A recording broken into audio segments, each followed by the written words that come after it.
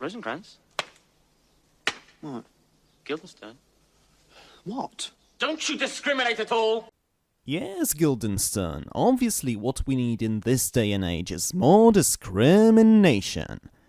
Welcome, dear all, to Iffy Reviews.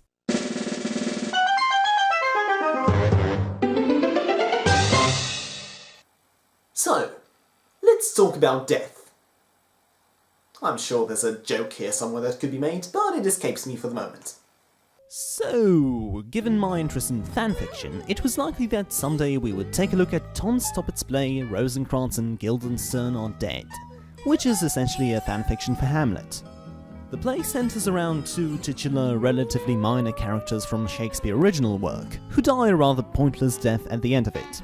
And by this I mean really quite pointless. The climax of the play is reached, everyone's kicked the bucket, and then suddenly the British ambassador pops out of the blue and goes... The sight is dismal. And our affairs from England come too late. The ears are senseless that should give us hearing. To tell him his commandment is fulfilled. That Rosencrantz and Guildenstern are dead. Thank you for delivering this information we really needed to know, what? This line is so infamously anticlimactic that it inspired another play altogether. Seeing all the events transpire through Ross and Gil's eyes becomes only a pretext of examining, among other themes, the relationship between death and art. A vast amount of the said examination stems from the dialogue Guildenstern keeps having with the player, another minor character from Hamlet who is given utmost importance here.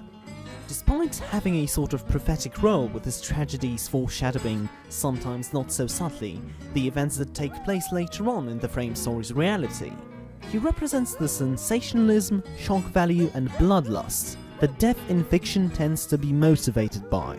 As far as the quality of his play within a play is concerned, he is most proud of how many people are killed. We're more of the love, blood and rhetoric school. Well, we can do you blood and love without the rhetoric, and we can do you blood and rhetoric without the love, and we can do you all three, concurrent or consecutive. But we can't give you love and rhetoric without the blood. Blood is compulsory. You're all blood, you see. Now, Guildenstern represents another extreme. It didn't have to be obscene, but it's this, is it? No enigma, no dignity, nothing classical or poetic. Only this. A comic pornographer and a rabble of prostitutes. Gil is very much a purist when it comes to theatre. When inquiring about what kind of plays the tragedians know, he mentions ancient Greeks as his first choice. While the tragedies of the antiquity are not exactly devoid of death, one should perhaps mention that they always happen off stage and may only be mentioned, leaving out the sensationalist element that he seems to be so disgusted by. Now with that said, even Guildenstern doesn't escape the attractive side of death. I think I'm going to kill you. Nevertheless, then I started to think. The conflict between Gil and the player kind of reminds me of two opposite stances towards death in fiction I see in criticism today. Now, if we took Guildenstern to modern times and sort of updated his tastes, I presume he would share my appreciation for one of my favourite manga series of all time, One Piece. Eiichiro Oda's very economical use of death in his story about supernatural swashbuckling pirates certainly attracts a lot of criticism, but also an equal amount of praise. I find myself to be swaying more towards the praising side. By refraining from killing off characters without a valid reason for it, One Piece sort of elevates death to a higher position as a plot device. By setting up a universe in which we rarely ever see death, it prevents it from becoming a source of... Take it away, Gil? Mechanics of cheap melodrama. Cheap melodrama? Doesn't bring death home to anyone. Not at home to anyone. Shut up! Along with its expertly crafted storytelling and emotionally backed character motivations, the rarity of actual deaths in the One Piece universe is what makes some people say seeing the death of an inanimate object made them cry. In other words, when someone actually dies in One Piece, apart from flashbacks, you can be sure it's very, very important. A similar sentiment is expressed by Guildenstern at the very end of the play, when as the actors surround him and Rosencrantz, he lashes out, frustrated by the player's attitude towards death. In our experience, almost everything ends in death. Your experience. Actors. I'm talking about death. You've never experienced that. You die 1,000 casual deaths and come back in a different hat, but nobody gets up after death. There's no applause, only silence and some second-hand clothes. Oh, that's death! Now, that is not to say Oda's attitude doesn't have its drawbacks. You may recall during the climax of the Alabaster arc that Crocodile has planted this huge bomb in the Alabama clock tower that would blow up the entire city. Vivi and all the Straw Hats formulate this wonderful plan involving an impressive amount of teamwork, cut the fuse at the last minute, but then it turns out that the bomb is still set on a timer.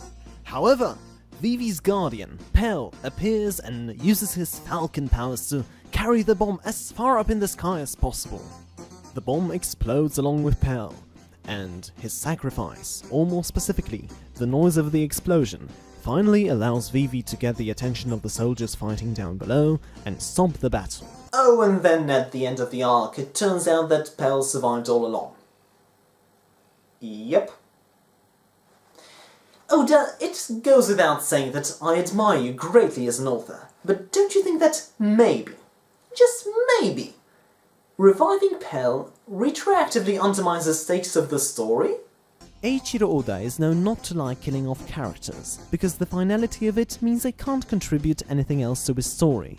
While most often his stance on death is understandable, again, given how much gravity death in One Piece entails, Pell's example indicates that at times it can be a little silly. This is presumably why death in One Piece can be a frequent object of criticism. And who would be a better representative of that criticism than the player himself? You call that an ending? With practically everyone still on his feet? My goodness, no! Over your dead body! The player's philosophy of theatre relies on the basis that characters marked for death, or rather those that are supposed to die, eventually must die. Thus, in the end, our grand tragedian would most certainly be against such a vile fake-out such as Pell's apparent sacrifice, or the inconsequential death scenes Fairy Tail seems to be playing with at the moment. Now let me think of a popular piece of modern entertainment which seems to kill off characters left and right that he would certainly love. Oh right, A Song of Ice and Bloody Fire! Or rather I should say Game of Thrones, since that's what's going to be showing on the screen. You know. That is correct. The book and television series that boasts itself in being dedicated to making people care about characters who are eventually going to be killed anyway. The series that in its most recent season virtually made one of its main characters swim in a sea of corpses. There is no doubt that the aforementioned fantasy saga would go hand in hand with the tragedian's taste. It's what is expected. Deaths for all ages and occasions. Deaths of kings and princes and nobodies. As with any series where the objective is to keep the character's survival rate as low as possible, and as we have seen it as the player's main goal in his work, in the long term there exists a risk that the emotional connection between the audience and the characters wanes, and death is, as the player himself puts it, simply expected. The tension is much higher at the beginning than in a series of Guildenstern's liking, but as we learn not to care too much about characters, it begins to lower substantially. This lack of tension is evident and quite intentional in South Park, where one of its main characters, Kenny McCormick, is literally cursed with the ability to resurrect himself after every single one of his many deaths.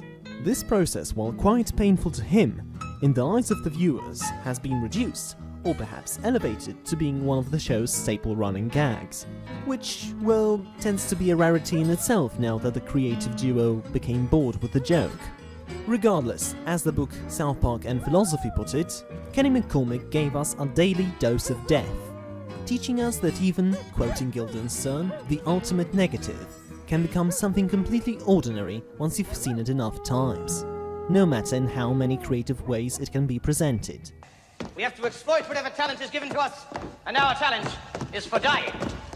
We can die heroically, comically, ironically, sadly, suddenly, slowly, disgustingly, charmingly, or from a great height. Audiences know what to expect, and that is all they are prepared to believe in. So now that we've witnessed both Guildenstern's and the player's standpoints, What about our other titular character, Rosencrantz? Ross, what do you have to say about death? Do you think death could possibly be a boat? Now you've lost me. Okay, so what are your thoughts on death in fiction? Do you prefer works in which everyone can die, or ones where death is dealt with as a highly important rarity? Let your preferences be known, and above all else, remember that Rosencrantz and Guildenstern are no more. They have ceased to be, they expired and have gone to meet the Maker. They are a late parrot, and you know this to be. Good night. So always look on the bright side of death.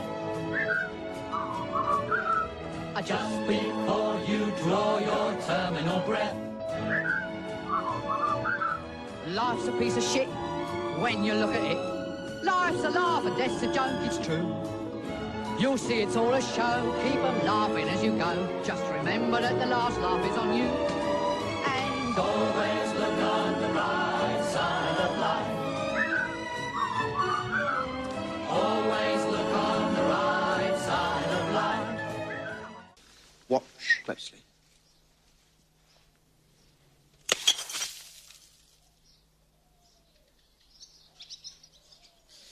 Interesting.